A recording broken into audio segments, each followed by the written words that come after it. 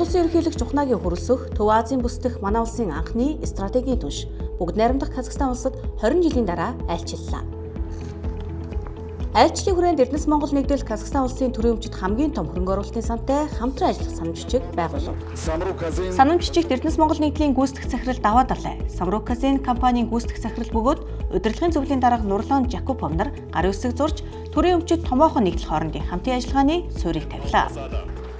Монгол улстай газрын ховролмент, дээрээс нь нүүрс зис харилцан хөрөнгө оруулах, энэ чиглэлээр геологийн судалгаа хийх, дээрээс нь болж игэл хөрөнгө оруулалт татах. За дээрээс нь Монголын зарим төрийн өмчит компаниудыг олон улсын зах зээл хөрөнгө татах дээр нь туслая гэдэг ийм томоохон одоо бас санаачлалыг гаргаж байгаа. Тэгээд ер нь бол энэ удаагийн энэ гарын үсэг зурж байгаа за Аазда тэргүүлж байгаа энэ баялагын сангийн туршлагыг Монгол улсад нутагшуулах бол одоо хамгийн чухал ач холбогдолтой боллоо.